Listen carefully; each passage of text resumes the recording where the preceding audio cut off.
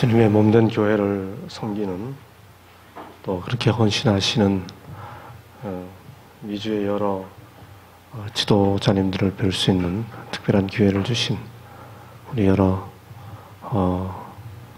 기획하시는 분들과 또 우리 하나님께 감사를 드립니다. 특별히 이 소중한 이 총회 아침 예배 시간에 말씀을 섬기게 된 것을 큰 특권으로 생각합니다. 너무 잘 아시는 것처럼 저는 부족하고 또 허물이 많은 사람입니다. 인간적인 결점도 많고 또 연약합니다. 그럼에도 불구하고 대학을 섬기는 큰 책임을 부여받게 되었습니다. 그래서 진심으로, 정말 진심으로 매 순간 조심스럽고 또 가난하고 낮은 심정으로 주어진 책무를 담당하면서 인간적인 교만이나 자존심이나 그런 것이 매 순간 드러나지 않고 정말 겸손한 마음으로 주님을 바라보며 주님께서 드러날 수 있도록 그렇게 최선을 다하고자 합니다.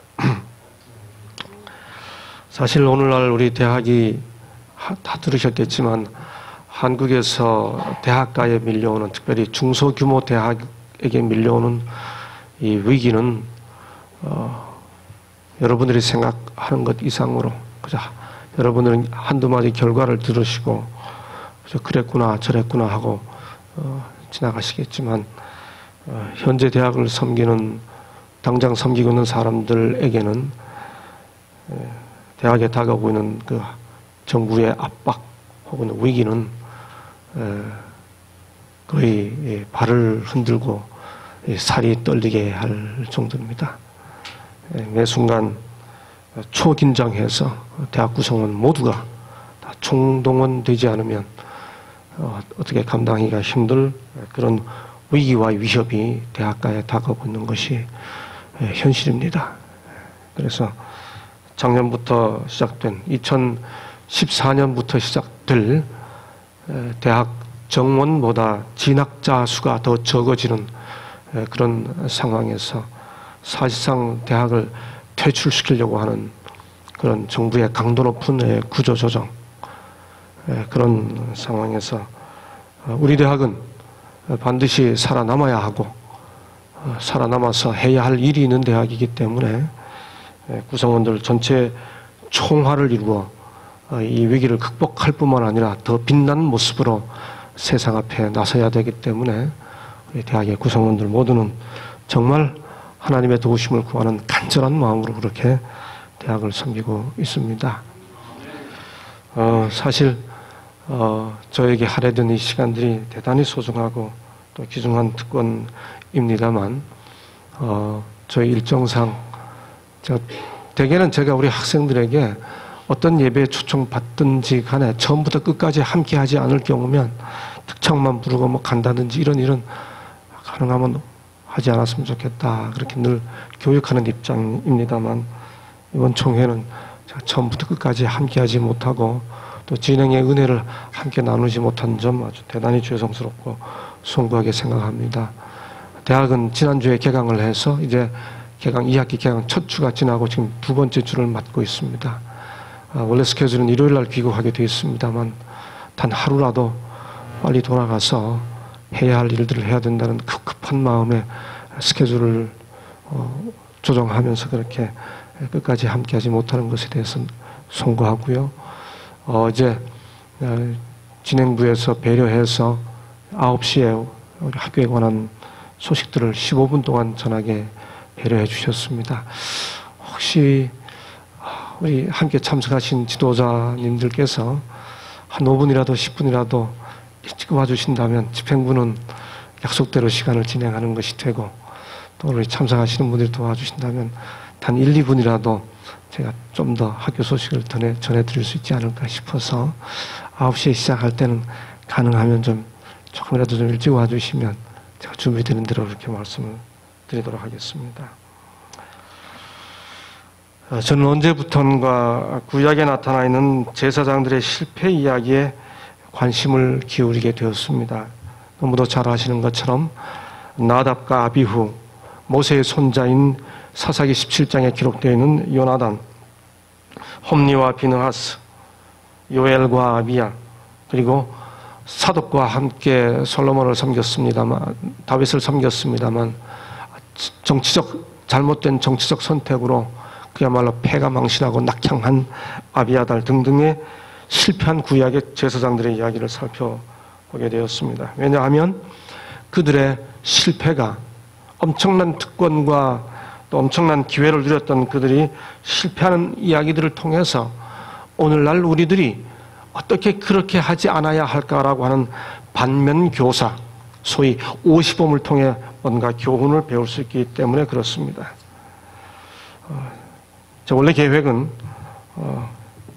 이번 총회에 참석하시는 모든 분들께 그렇게 저의 관심을 모은 작은 책자를 다 선물로 드리도록 계획을 했습니다만 생각보다 부수가 적게 전달이 돼서 기회 있는 대로 우리 미주에 계신 목사님들도 장로님들께는 드리도록 그렇게 준비되는 대로 드리도록 하겠습니다. 오늘은 그 첫 시간에 성경에 기록된 첫 번째 인물인 아론의 두 아들 나답과 아비후의 경우를 살펴보려고 합니다. 아론의 아들 나답과 아비후가 각기 향로를 가져다가 여호와의 명하시지 않은 다른 불을 담아 여호와 앞에 분향하였더니 불이 여호와 앞에서 나와 그들을 삼키매 그들이 여호와 앞에서 죽은지라. 어떻게 이런 일이 있을 수 있습니까? 이제 막 공식 제사장 업무가 시작되었습니다. 그런데 제사장 직분이 시작되자마자 초대 제사장 둘이 심판을 받아 죽게 되었습니다. 그것도 마치 소돔과 고모라에 내린 심판같이 여호와 앞에서 나온 불이 그들을 삼키고 말았습니다. 도대체 나답과 아비하가 다른 불을 왜 드렸으며 그들이 드린 다른 불이 도대체 무슨 문제이기 때문에 그렇게 큰 죄로 간주되었습니까? 아니, 좀 더 근본적으로 그들은 어쩌다가 그런 중죄를 범하게 되었습니까? 성경은 이 사건을 대단히 심각하게 취급하고 있습니다. 그래서 같은 사건을 무려 5번이나 보도하고 있습니다. 큰 내용 차이 없이요. 우선 그들이 누구인지 한번 살펴보겠습니다. 성경은 그들을 이렇게 소개합니다. 너는 이스라엘 자손 중 내 형 아론과 그 아들들 곧 나답과 아비후와 엘르아살과 이다말을 그와 함께 내게로 나오게 하여 나를 섬기는 제사장 직분을 행하게 하여. 성경에서 아론의 네 아들을 언급할 때마다 언제나 이 네 이름 순서대로 언급합니다. 이것이 의미하는 바는 이 네 사람 기록 순서가 곧 그들의 출생 순서라고 하는 사실을 나타내 주는 겁니다. 그러므로 아론의 네 아들 중에 나답과 아비후는 처음 두 아들이었습니다. 이들에게는 놀라운 특권이 주어졌습니다. 성경은 이들이 누렸던 특권을 이렇게 소개합니다. 아론과 나답과 아비후와 이스라엘 장로 70인과 함께 올라오라. 하나님께서 이스라엘 백성들을 출애굽하시고 시내산 위에서 하나님과 함께 언약을 맺기 위해 십자가 두 돌비를 허락하실 때 특별한 사람들만 시내산상에 올라오도록 허락하셨습니다. 물론 이들 중에도 더 올라오고 더 올라오고 더 올라오는 그 높이의 등급에 따라 거룩의 등급이 구분됩니다. 마지막 제일 높은 곳에 올라간 사람은 모세 한 사람이죠. 그러나 여하튼 그 시내산 등정에 함께 참여하게 된 몇 사람 중에서 나답과 아비후는 아론의 첫 두 아들로 그 특권에 함께 참여했습니다. 성경에 하나님께서 임재하실 때 나타나는 색깔이 있습니다. 청옥이라고 말합니다. 에스겔 1장에 나타나고 여기 출애굽기 24장에 나타납니다. 하나님께서 이때 임재하셔서 청옥 같은 모습으로 이 이스라엘의 지도자들을 만나십니다. 다시 출애굽기 24장 9절은 이렇게 말합니다. 모세와 아론과 나답과 아비후와 이스라엘 장로 70인이 올라갔더라.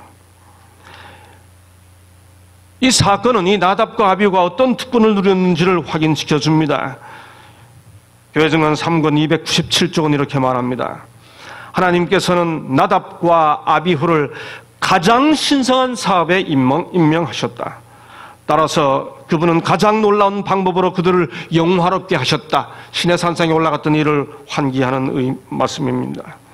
그분께서는 산에서 목격한 그 장면이 그들의 마음속에 살아있어서 그들로 하여금 더욱 훌륭한 자격을 갖추고 하나님께 높은 존귀와 영광을 돌리도록 하였다. 그들은 특별한 특권을 누린 사람이었습니다. 하나님의 임재를 눈으로 목도하는 특권을 누린 사람들이었습니다. 그랬던 그들이 조금 전에 읽었던 본문의 말씀처럼 나답과 아비후가 다른 부를 드렸습니다. 그리고 범죄했습니다. 그들이 누렸던 특권에 비해, 그들이 맛보았던 엄청난 특권의 그 경험에 비해 그들이 범죄한 사실이 너무도 놀랍기 때문에 성경은 5번이나 같은 사건을 보도하고 있는 겁니까? 그렇다면 그들이 범죄한 때가 언제일까요? 레위기 9장 1절 2절 본문은 이렇게 말합니다. 제8일에 모세가 아론과 그 아들들과 함께 범죄했다고 말합니다. 제8일이 무슨 의미입니까? 여기 제8일이란 레위기 8장에서 아론과 그의 아들들이 처음으로 7일 동안 제사장으로 구분되는 위임식이 끝난 그 다음 날이라고 하는 의미입니다. 신의 산상에서 놀라운 영적 경험을 하고 그렇게 준비되어 7일 동안 구별되어 이 위임식이, 제사장 위임식이 끝난 그 바로 다음 날 그들이 드리는 첫 번째 희생 제사에서 이런 일을 했다고 하는 사실을 나타내 주는 것이죠. 그런데 우리가 레위기 8장을 읽어보게 되면 아론과 그 아들들을 위한 모세의 위임식이 진행되는 동안에 이런 표현이 등장합니다. 이제 막 끝났고 그들이 레위기 8장이 아니고 9장입니다. 막 그들의 제사가 시작되는 그 즈음에 레위기 9장 9절과 12절과 18절에 보면 아론이 첫 제사를 드릴 때 아론의 아들들이 그 피를 그에게로 가져왔다라고 아론의 아들들을 언급합니다. 본문 자체가. 이 레위기 9장에서 아론의 아들들은 내 아들이 아닙니다. 그 내 아들들 중에서 하나님께서 특별히 구분해 놓은 두 아들 나답과 아비후입니다. 그러므로 레위기 9장 9절과 12절과 18절을 본문으로 해서 살펴보게 되면 나답과 아비후는 이 첫 제사에 함께 동참한 것을 알 수 있습니다.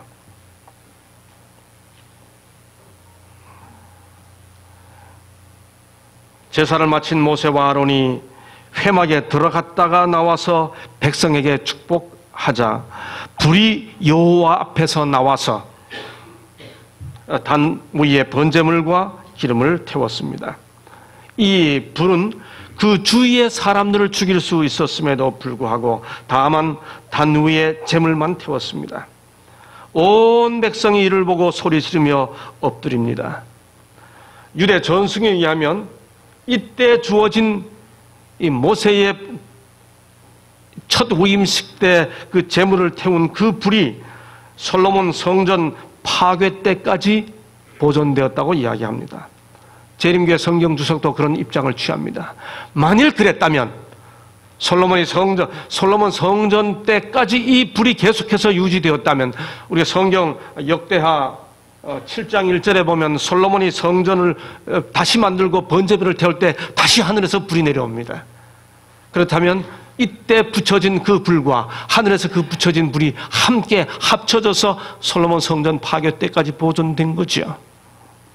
여하튼 레위기 10장에 나타난 나답과 아비후 사건이 기록된 것은 바로 여호와의 이 불이 제물을 사른 그 사건의 곧바로 뒤이어서입니다. 그렇기 때문에 레위기 10장에서 이 제물이 여호와의 불을 살랐다고 하는 이것 때문에 레위기 9장에 바로 뒤이어옴으로 나답과 아비후가 제8일에 봉사를 시작하고 10장에서 곧바로 이어서 그 내용이 이어진다고 하는 이 사실을 통해 그들이 제사를 드린 직후에 아마도 부조와 선지자 350쪽은 그때를 여호와의 불이 제단을 살은 얼마 후에 이지와 있으면 그렇게 설명하고 있기 때문에 본교의 성경 주석은 아마도 그때가 제8일의 저녁 제사 때에 그렇게 언급하고 있습니다. 엄청난 특권을 누렸던 사람들이 이제 그들의 공적 봉사를 막 시작한 직후에 그런 의미가 되겠습니다.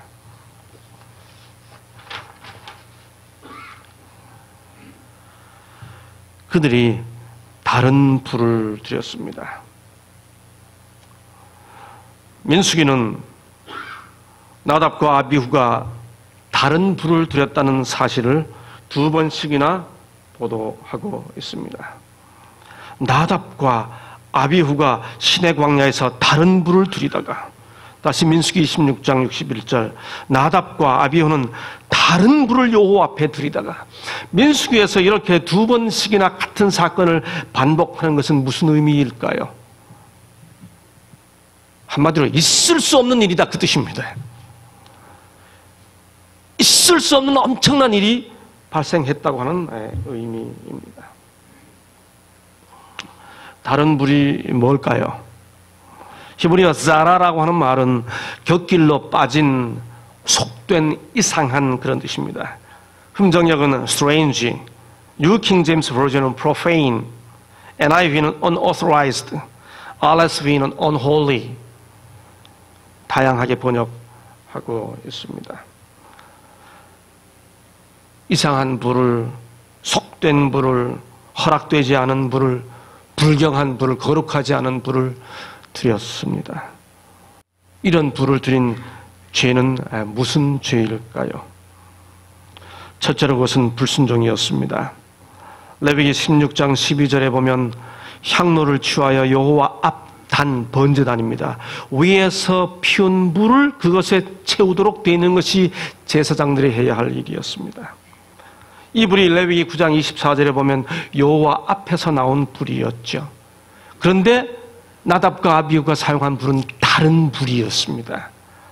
아마도 이 불은 여호와께서 명하시지 않은 다른 불이기 때문에 아마도 이 불은 제사장들이 이 성소 마당에 있는 자기들이 제물들을 태우기 위해 사용하던 다른 불, 그런 불이었음에 틀림없습니다.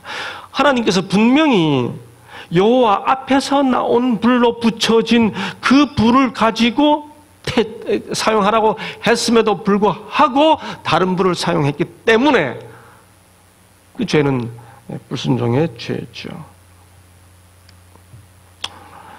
민수기 3장 2절로 4절은 이들의 일을 이렇게 언급합니다. 아론의 아들들은 기름을 발리우고 거룩히 구별되어 제사장 직분을 위임받은 제사장들이라 그렇게 언급한 다음에 나답과 아비후는 시내 광야에서 이렇게 설명합니다. 이 다른 불을 드렸던 사건을 설명하면서 그 앞에 기름을 발리우고 거룩히 구별되어 제사장 직분을 위임받은 제사장들이라 라고 하는 설명을 구태 앞에다 붙여놓은 이유는 뭘까요? 그렇게 해서는 도저히 안 되는 사람들이라 그 뜻이겠죠. 말씀을 전하고 설교하고 가르치고 거룩한 역할을 하는 사람들, 하나님에 의해 거룩히 구별된 사람들인데 그들이 이런 일을 했다. 어떻게 그럴 수 있냐? 그런 사실을 강조하는 거겠죠. 그런 의미에서 그것은 불경의 죄였습니다. 너무도 공공연한 것이었습니다. 위임받은 지 바로 그 다음날 저녁에 그렇게 놀라운 특권을 받은 사람이 어떻게 그렇게 신속하게 너무도 공공연한 것이었습니다. 그렇기 때문에 그것은 하나님에 대한 오만한 무시요 모독이었습니다. 너무도 공공연한 것이었기 때문에 모세는 아론과 그의 남은 두 아들 엘르아살과 이다말에게 홈리와 이 나답과 아비후가 죽은 다음에 이들의 죽음에 대해서 머리를 풀거나 옷을 찢어서 슬퍼하는 표식을 하지 말라고 말씀하셨습니다. 왜 그랬을까요? 이들의 죄가 너무도 공공연한 것이었기 때문에, 너무도 오만한 것이었기 때문에, 너무나 직접적인 모독이었기 때문에 슬픔에 살아남아 있는 사람들이 심지어 슬픔의 표시도 하지 말아야 했습니다. 그렇다면 그들이 어쩌다가 이런 지경에 이르게 되었을까요? 너무도 잘 아는 것처럼 이 사건 이후에 여호와께서는 아론에게 직접 하시는 말씀 중에 이 사건 기록 직후에 본문은 이렇게 말합니다. 여호와께서 아론에게 일러 가라사대 너나 내 자손들이 회막에 들어갈 때에는 포도주나 독주를 마시지 말아서 너희 사망을 면하라. 이 사건을 기록하는 본문 직후에 이어서 그 다음 절에 하나님께서 내 자손들이 회막에 들어갈 때 포도주나 독주를 마시지 말아서 사망을 면하라 라는 언급이 기록된 것으로 보아 이들이 술 먹고 취해서 성막, 나중에 본문에 살펴보면 단지 성막에 들어간 정도를 넘어서서 지성소까지 들어갔습니다. 취해서 들어간 것임을 알 수 있죠. 해서 부조와 선지자 360쪽은 이렇게 설명합니다.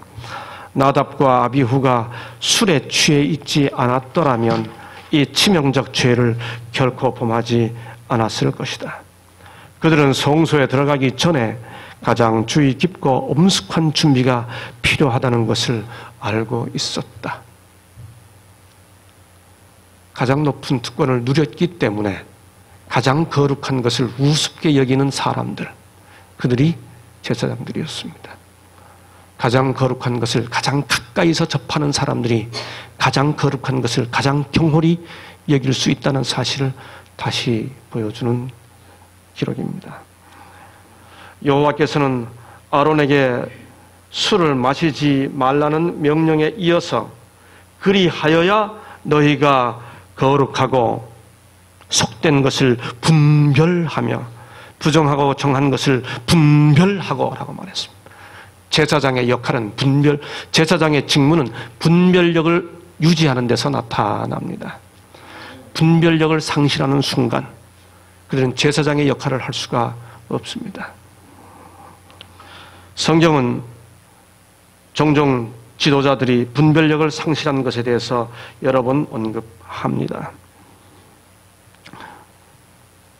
다시 이지화에서는 이렇게 설명합니다. 분별력을 상실하는 것에 대해서 음주의 습관을 넘어서서 여러 가지 것에 적용합니다. 나답과 아비후는 음주의 습관을 길렀다. 체력을 감소시키는 것은 무엇이든지 정신력도 약화시켜서 선과 악, 옳고 그름을 명확히 분간하게 어렵게 만든다. 술 먹어서 취해서만 분별력을 상실하는 게 아니고 체력이 감소되면 몸이 약해지고 연약해지면 분별력을 상실할 수밖에 없다고 확대 적용하고 있습니다. 이 원칙이 나답과 아비후의 사건으로 분명히 예정되었다. 그대는 먹는데 부절제함으로 스스로 거룩한 불과 다른 불 사이의 차이를 보지 못하는 사람이 된다. 먹고 마시는 모든 부절제와 거룩하지 못한 모든 정욕과 모든 사악에서 우리를 구원하시도록 여호와께 가까이 가야 하지 않겠는가. 악을 선하다 하며 선을 악하다 하며 흑암으로 광명을 삼으며 광명으로 흑암을 삼으며 쓴 것으로 단 것을 삼으며 단 것으로 쓴 것을 삼는 그들은 화했을진저. 선과 악과 단 것과 쓴 것을 구분하지 못하는 분별력을 상실한 사람들을 향해 선지자는 화가 있다고 선언하고 있습니다. 도덕적 판단력이 흐려진 사회입니다. 아론의 두 아들이 여호와 앞에 나아가다가 죽은 후에 여호와께서 모세에게 말씀하시니라. 여호와께서 모세에게 이르시되 내 형 아론에게 이르라. 성소의 장안 법궤의 속죄소 앞에 라고 하는 기록을 통해 우리는 나답과 아비후의 이 사건을 근거로 후에 레위기 16장에서 이런 권면을 주고 있는 것으로 보아 이들이 단순히 회막에 들어간 정도를 넘어서서 성소의 장안 법궤의 속죄소 앞까지 나아갔었음을 확인하게 됩니다. 간이 부은 겁니다. 거룩한 것을 너무 가까이 대하다가 간이 부어 술 취해 지성소까지 법궤 앞까지 나아갔습니다. 왜 그렇게 되었을까요? 모세가 아론에게 이르되 이는 여호와의 말씀이라 이르시기를 나를 가까이 하는 자 중에, 레위기 10장입니다.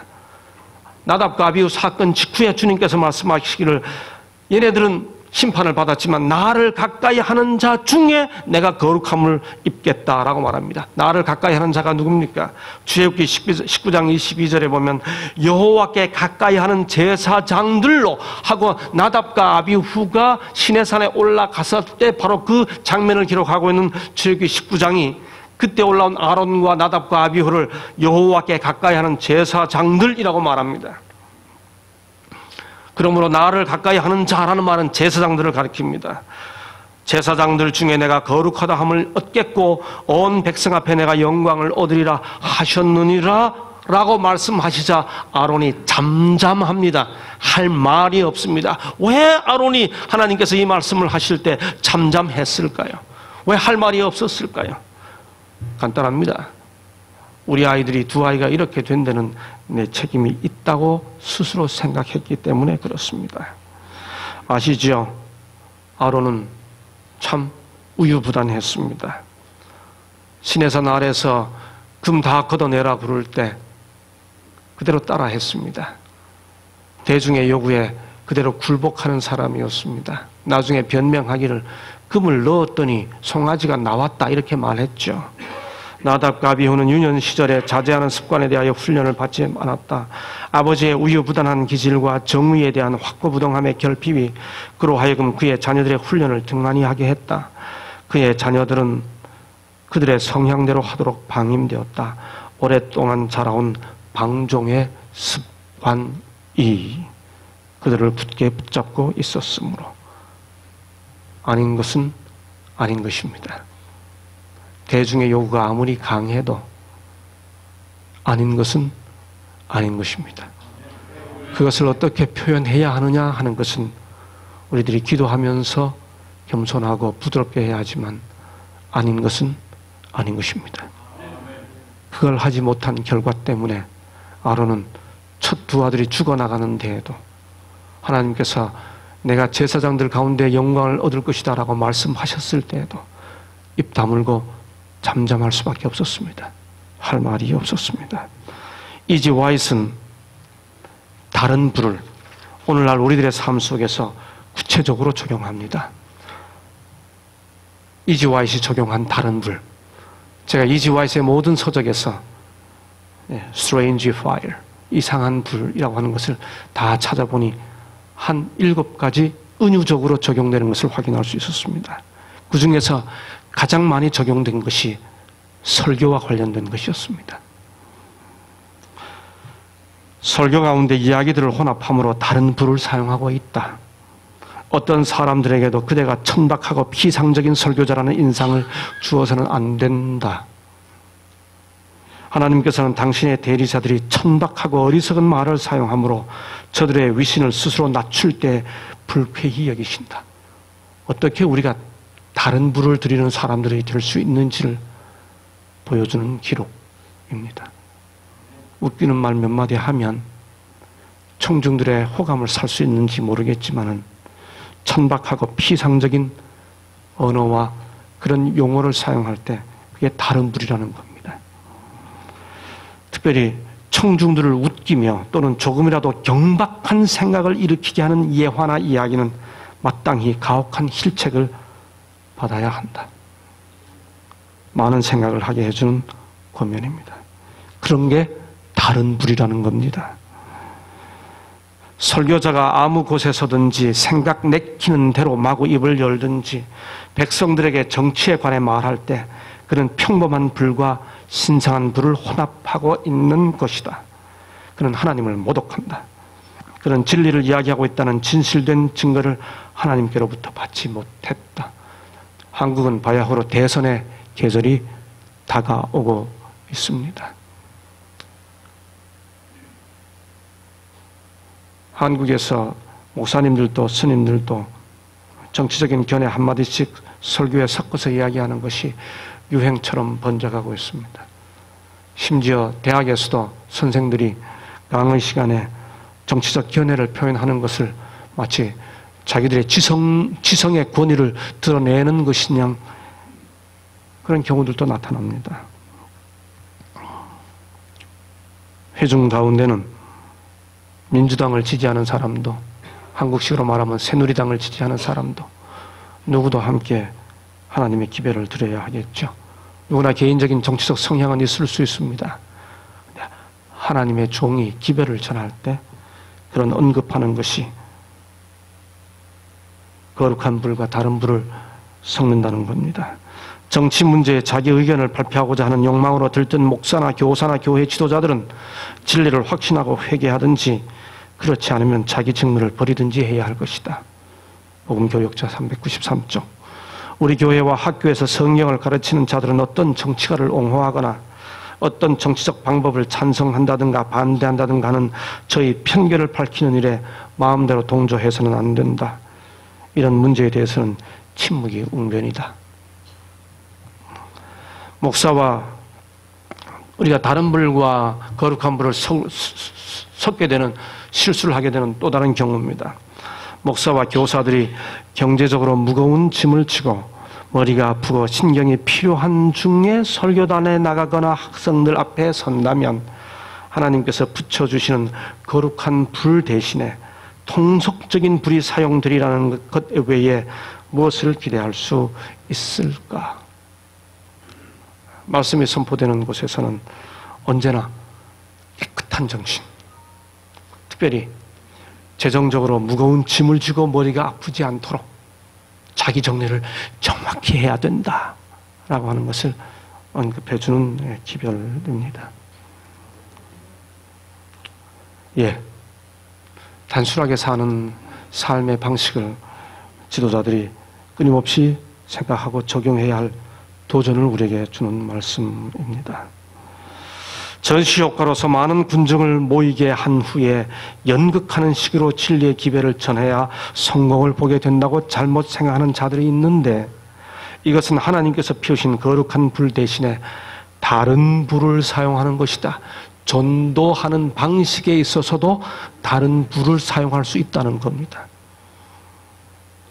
사람들을 확 끌어모으기 위해서 전시적인 방법을 쓰는 것 생각해보고 하자라는 권면입니다.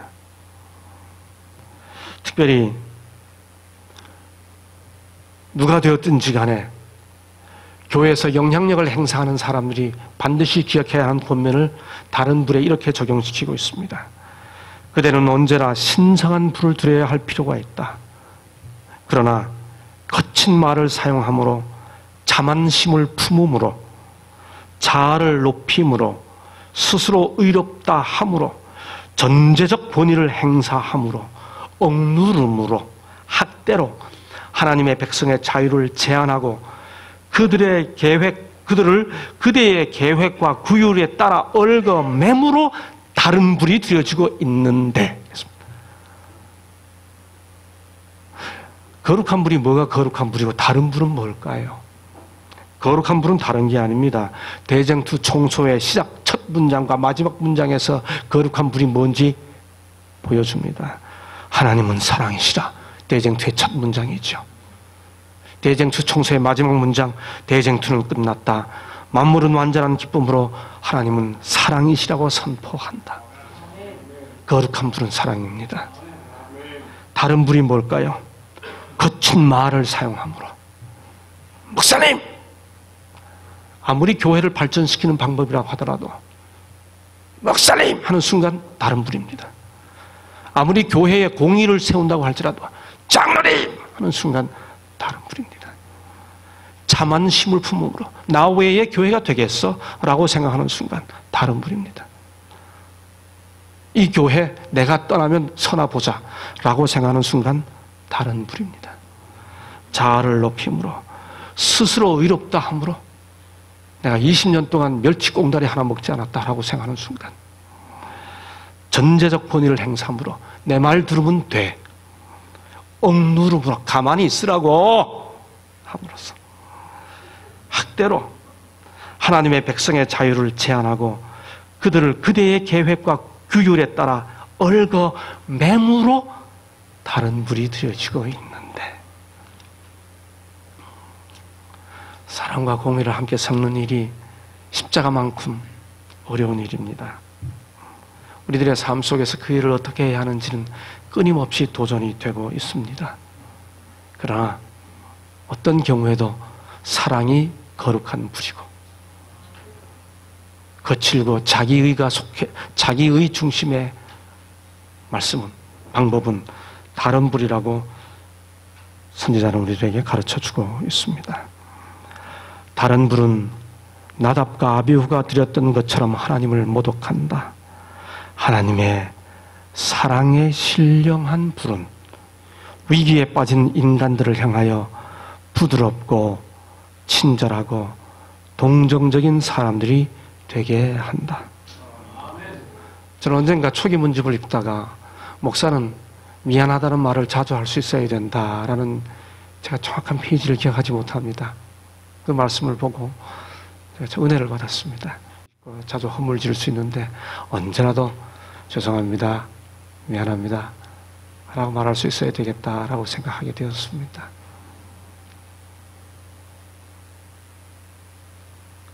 우리가 다 양복 입고 넥타이 매고 예의를 갖추어서 서로 인사합니다만 누구나 다 실수할 수 있고 허물 많은 인간들이지요.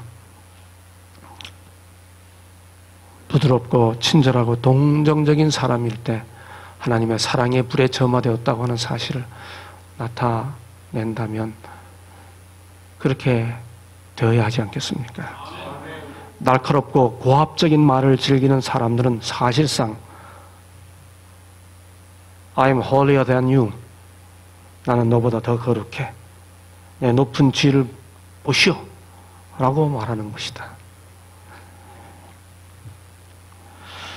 오늘날 예배드리는 성전에서 찬미하고 기도하고 강단에서 가르치는 중에 다른 불뿐 아니라 공공연한 모독을 자행한다.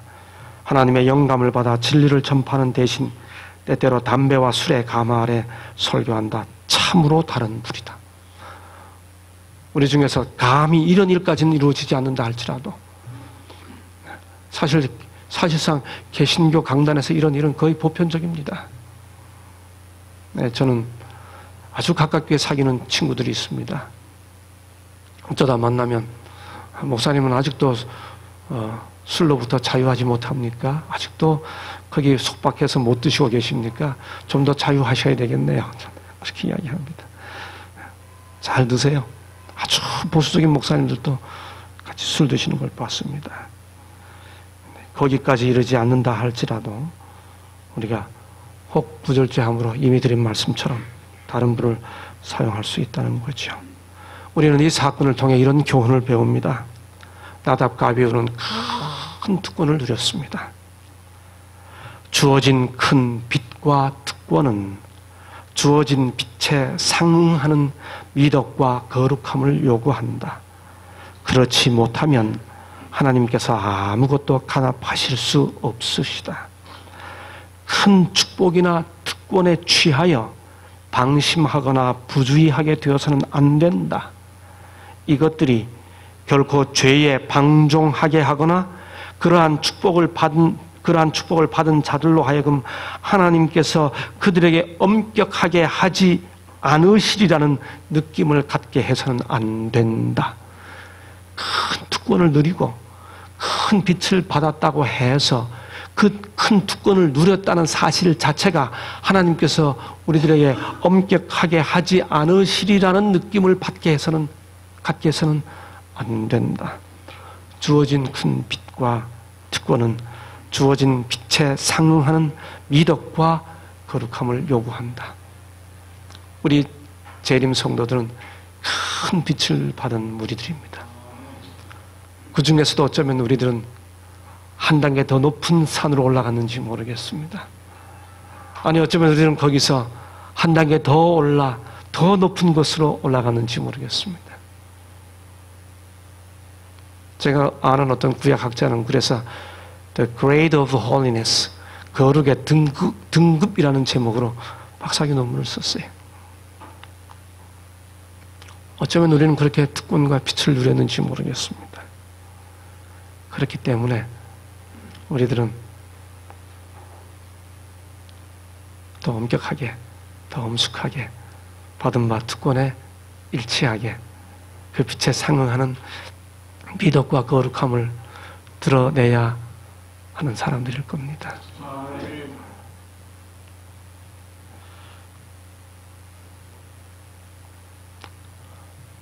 교회를 섬겨보고 대학을 섬겨보니, 대학을 섬긴 지는 이제 한 학기밖에 지나지 않았습니다만 끊임없이